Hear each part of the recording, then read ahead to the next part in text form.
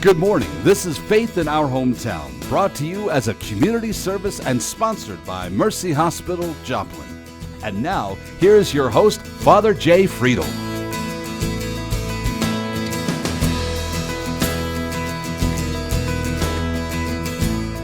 Good morning out there in TV land. It is good to see you all this morning on another Sunday morning of Faith in Our Hometown.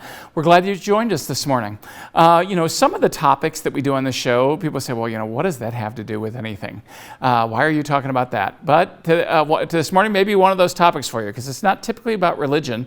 But I do think, in my own way of looking at things, and my experience tells me it's also about the spirit and spirituality in certain groups, but groups that don't often get a lot of credit for looking at that part of life. And so we're going to talk about that this morning.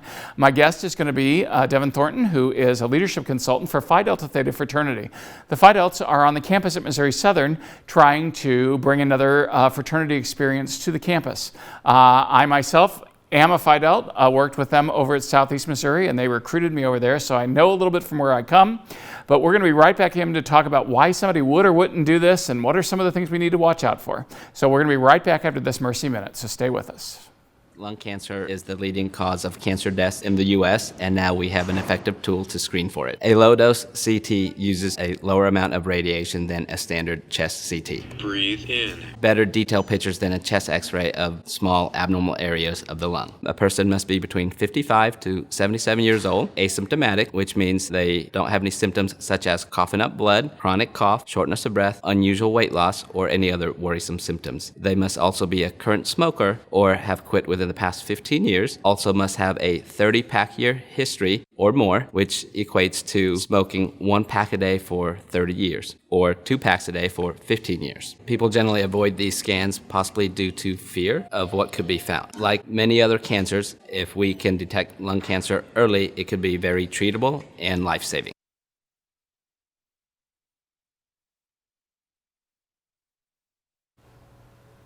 Well, again, my guest this morning, Devin Thornton. Devin, thanks for joining me today. I'm going to put you through the paces a little bit, at least in terms of asking you to kind of justify the fraternal life.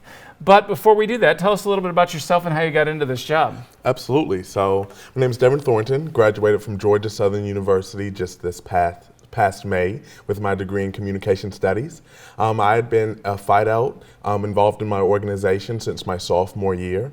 In conjunction with my other involvements on campus, Phi-Delt came to be a very important part of my life. So something that I always really cherished and loved that experience.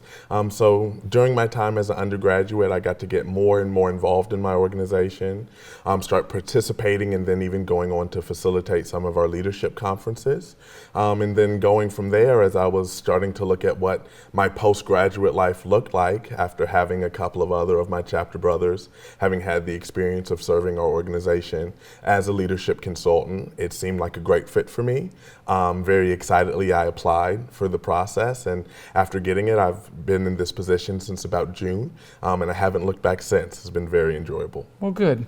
I have a fondness for leadership consultants because I found you collectively to be an outstanding group of people. And every time that you would visit one of the campuses where I was working, it was always a good thing because you came in and you tried to help the organizations that were there on campus to kind of grow themselves up, which is what I think is what one of the experiences of the college fraternity is supposed to do. Absolutely.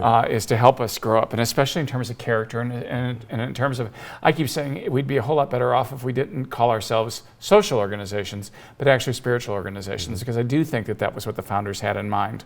But a lot of people are going to listen to this whole conversation and go, they must be crazy. I've never heard anything about any of that stuff in a college fraternity. Why would anybody join a college fraternity? And it's just all about drinking and craziness and parties and all those kinds of things. How do you respond when people, go from that angle? Because obviously your angle, even though some of that stuff I'm sure was part of your college experience, but but it's supposed to be so much more. Absolutely. And I'd even go as far as to argue that there's never been a more important time or a better time to be a part of these organizations. And this is why I'll tell you.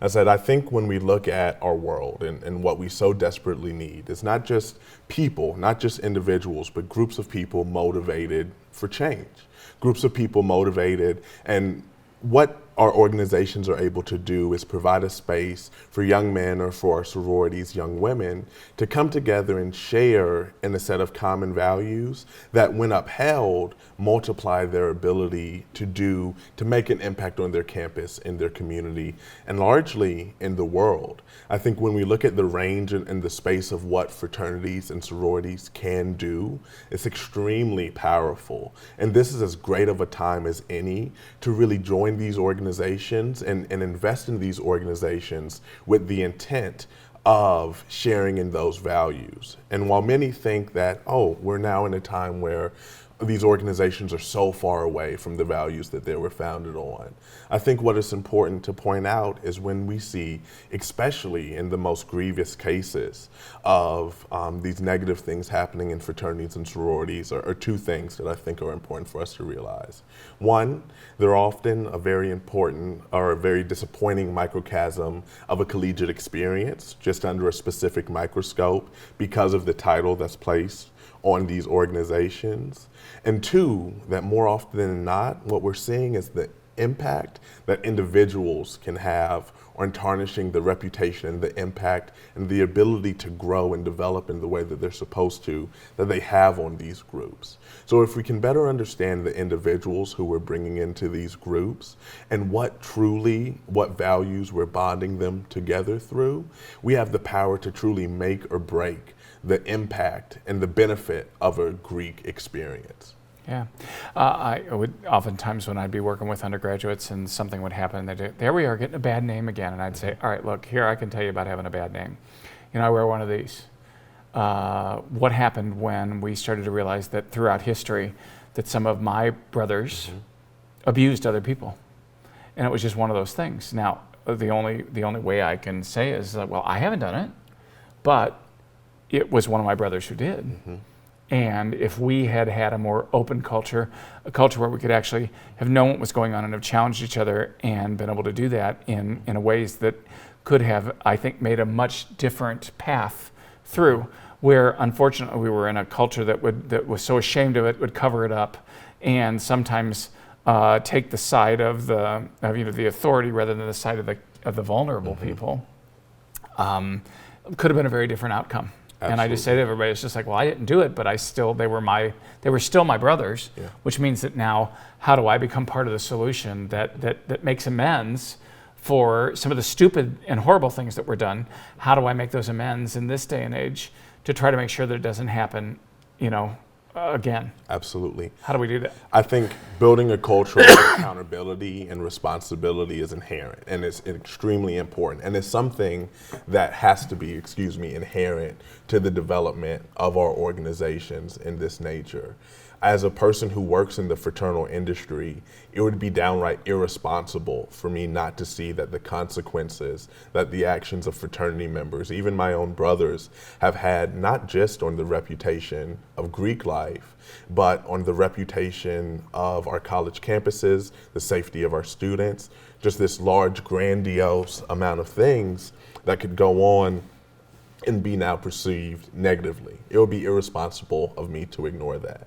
But what I do firmly believe is that what it takes is individuals understanding the importance of holding that accountability. And especially when I reflect on my role, having the opportunity to start these chapters from scratch, to help develop them from the ground up, to handpick the members who come into this organization. It gives not just myself, but all of us in our organizations as we're building and developing these new groups to really say, this is what it means to be Greek. And it was like, this is how you stand in the face of everything that you see happening in the media, maybe in other places on your campus. And you say, that's not what we're going to be. These are the values that we were founded on. These were the wishes of our founders. And that's what that looks And this is what that looks like in the 21st century. It takes intentional awareness, but that's something that we are working on. And I think doing an incredible job of developing not just in our new groups, but our existing groups as well. Yeah, to me, you probably don't know this part of the story, but somebody says, well, Father Jay, how did you get so involved with the fraternal world? Well, first of all, I've been on campus ministry for 27 years now, okay? So you rub up against fraternal groups anyway, but I will tell you that when you use that word accountability, that's why I was recruited to work with the Phi-Delta chapter at Southeast Missouri State University. They knew that they were involved in some stuff that they were trying to fix. They were trying to make it better. They were trying to improve their own culture. And basically they said, we need help in order to do this. Unless we enlist some people who can help us and hold up a mirror for us and say, do you look like who you're supposed to be? When they invited me to do that, first I was just doing it as the academic advisor, the faculty advisor. And then, after I'd been doing it for a while and we started having conversations, they said, we really think we want you to do this from the inside. And I said, are we really sure we want to do this? I'll tell you what, let's think about it for a month, and you can withdraw your invitation and I can turn it down if we really don't think that we're getting into something that's going to be mutually beneficial for both of us. And they stayed with it and I stayed with it, and eventually I was initiated. And again, the beauty of that whole thing is it gave me another lens through which to see life. Now, of course, my major lens is as a child of God and a Catholic priest and all those things. But when I took on the lens of the fraternity, when I took on our cardinal principles, when I took on some of those ways of looking at life, it made me better in all those other areas. And I can say that without any falsehood at all. All those things have made me being a Phi-Delta has made me a better priest, but I also think being a priest has made me a good Phi-Delta. I mean, those things have impacted my life, but they wanted me to help them to be accountable, and that's why I said yes. Now, sometimes when you show up and you're colonizing your group, I don't know, they haven't said yes to me yet. All right, but that really is a thing that says that, as a responsible alumni supervision, it means that we are accountable to each other. I'm accountable to them to help them, but they're also accountable to me in terms of saying, are we going to live up to these principles? Are we going to live up to what really was the founding spirit of the way the fraternity was founded? Which is an amazing thing. Absolutely. And we just find that to be more and more essential, to just have the opportunity from wherever it might come from, to have that mirror held up for our members, to have the opportunity to truly reflect and say, is this what, like for Phi-Delta, for example, does this reflect friendship, sound learning, and rectitude? I tell every young man who I sit with as a potential new member that for me and for my brothers, when we're really doing what we're supposed to do as members of our organization, every morning I get to wake up and I say, how do I get to express friendship today? How can I practice sound learning in my everyday doing? How can I show rectitude to someone else? And I firmly believe if we can encourage all of our Greeks to just be that mindful of their values, it was like not only would we not have to worry about the negatives, the things that we see popping up here and there that tarnish the name of our organizations, we multiply the positives tenfold. Oh, yeah.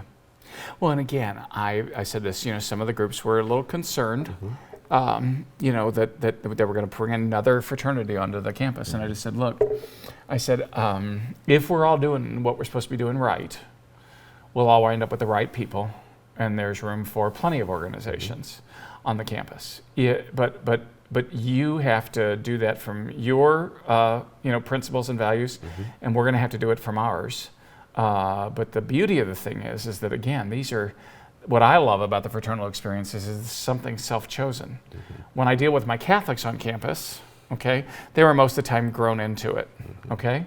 So if they're grown into it and doing their thing, we got to do that. So we're right now going to take a little break. Okay. We're going to be right back after a quick one, so stick with us. You're watching Faith in Our Hometown on KSN TV, brought to you as a community service and sponsored by Mercy Hospital, Joplin.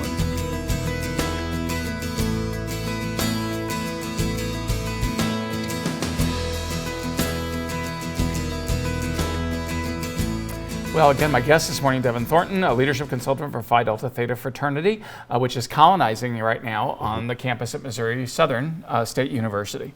So, Devin, before the break, we were talking about that whole issue of accountability and how we hold each other to that, and that each group, has to hold up to their own values.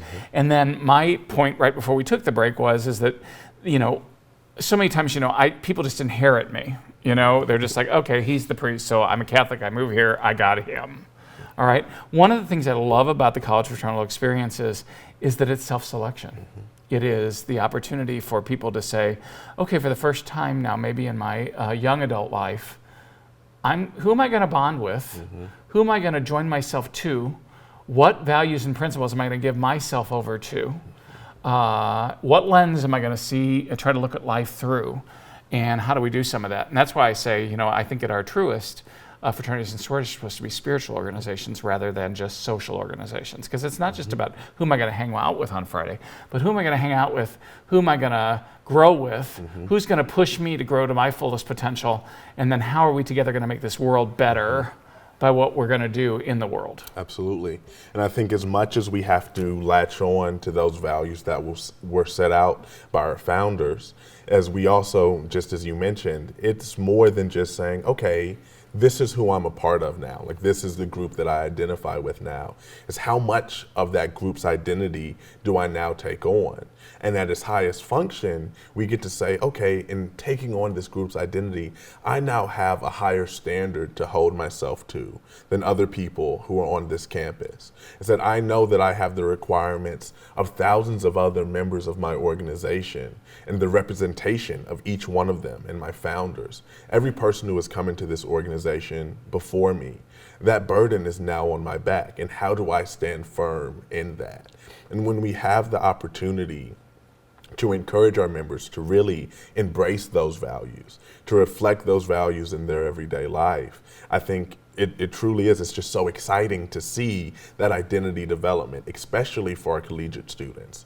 In a time where it's so essential, where for you to find out who you are, the first time really doing so, maybe away from home, not in your same confines that you've been in during high school, elementary school. If you grew up in a very similar community, you go to college, you have this, who do I get to become?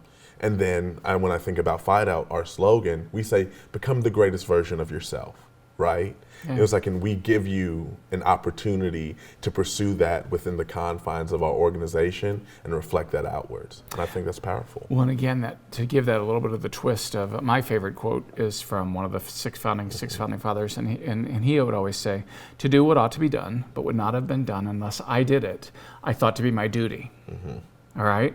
And I look at that in my own life going, okay, I thought I was supposed to be a priest. But we weren't raising that many of them in my day and age. We're still not raising too many of them. So again, when I stop and think about that, I didn't know that quote from Robert Morrison, but when I hear it later on in my life, when I embrace those extra values, I look back on that and go, wow, that's exactly the way my life has been. And to have people doing that in a way that kind of transcends all the other groups that people might be a part of, I think is an amazing thing and can be for good, especially in the life of collegians. I am gonna let's turn this a little bit because I'm gonna do some more challenging things, a few challenging questions for you here, because we've also all read stories about people who have died in alcohol-related incidents to fraternities.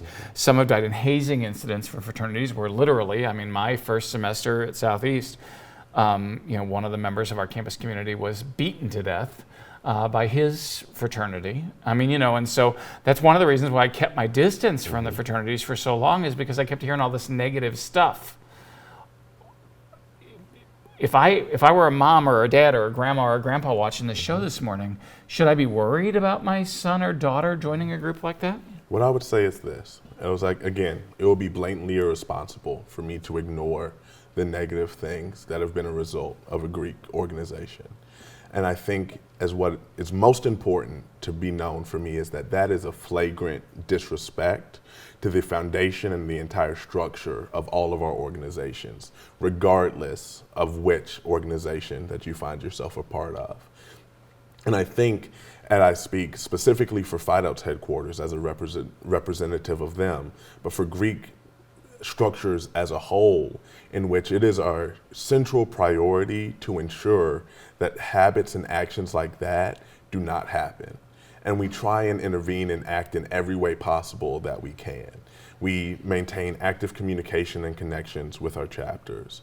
We are constantly providing education and services in order to not just steer them away from behavior like that, but steer them in a much more positive direction, a direction founded and grounded in the values of each of our organizations individually. And again, I highlight that those almost always are the acts of individuals that even at the worst, at their most grandiose kind of setting, have then gone and impacted a larger culture within a group. But typically you have about 1-2 people spearheading the efforts, and then just a couple of people behind them who just don't have the gusto to step up, to speak up, to say something. And what we do now, understanding that, is equip our members with every single opportunity, skill, and resource, and the courage to truly step up and make sure that things like that don't happen. Is that if anything, we have to understand that we now have the opportunity as we move forward in the education of our members, in the development of our members' cultures, and our recruitment of our members, to help make sure that nothing of that nature ever happens again. Yeah. But it comes down to how can we maintain the individuals, and how can we equip the individuals to know better and to do better. Yeah. And it is such a challenge because, it only takes, a few moments of stupidity, to suddenly make a horrible negative impact on somebody's life. The same way that sometimes it only takes a few of those moments of altruism, if you will, of just standing out there for the values that we're supposed to hold dear, that can also make that positive impact and change in a person's life. Absolutely. And I do feel like oftentimes the positives just get so weighed down by the negatives, regardless of what that literal variance may be. It's like when I think about my organizations and the almost $1 billion that we've raised in the past year for philanthropy, the aid that we've provided with the Live Like Lou Foundation and our partnership with them in the fight against Lou Gehrig's disease. Just the holistic ways that we've been able to not only impact and improve our communities, but causes so much larger than ourselves or our organizations. It just truly affirms to me the power and the positive outcomes that truly can come from fraternity, from high functioning fraternity, which is what we are intent on continuing to develop in our members and our chapters. Yeah, and I think that one of the things that I hope and pray is that with Phi-Delta coming on a Missouri Southern's campus, it will reinvigorate the conversation for all of us. I'll throw out a bone to the Kappa Alphas, because Kappa Alphas invited me in several times now to talk about their values to the level that I can. Now I can do that for Phi-Delta from the inside, but I can do it for the Kappa Alphas or the Alpha Sigma Alphas or any of the other groups if they make that invitation. If they make that invitation and say, come in and talk to us about our values, the ones that you can know, it's like, come in and talk to us about those things. I do think that there's a hunger for our students in this day and age who want to better themselves. I think that's part of the reason why they join, Greek letter organizations, because the standards are supposed to hold them to a high level of functioning. And so within that context, I hope that we can raise that level of conversation in such a way that every group on the campus, even the ones that aren't Greek letter, but Catholic Campus Ministry or the Baptist Student Union or whatever, that everybody can say, wait a minute, are we living up to our values? Are we living up to those things? Are we making this campus community and therefore down the road the world a better place by engaging each other in that conversation? Yeah. Absolutely. I think an absolute highlight of my experience as a leadership consultant is I just get the opportunity on all the campuses I get to just sit down with like hundreds of undergraduate men. And I hear about the things that they're looking for in an organization, the things that they're passionate about. And it's so incredible to me when I kind of note the almost generational difference between myself, only a couple of years apart in age for most of them, and just the kind of insight that they kind of bring to these conversations. The desire to ask the important questions of saying, hey, what does this do for me? You know, how will I be better off, or how can I make myself better as a part of this organization? It's like, what are this organization's values? They're asking questions that for potential new members in Greek life were almost unheard of. Before, it was largely, hey, I like you guys, and I think I'll join, you know? But now I'm seeing students time and time again with this deep investment and curiosity about, okay, what's my return on investment? What are you going to do once we have this group together? How are we going to make this more than just any other group on campus? And I think seeing that growing desire really affirms to me how much more positive impact fraternities and sororities can continue to have. As we continue to have people asking these questions, challenging the status quo of what they may have heard fraternities or sororities be conceptualized as, and growing past that in their desire to join, I think that can multiply our impact. Yeah, well, my guest this morning is Devin Thorton, who's a leadership consultant for the Phi-Delta-Theta fraternity, which is colonizing, as we speak, at Missouri Southern State University. We're going to be right back after this Mercy Minute for a wrap-up, and so don't go away. Thanks.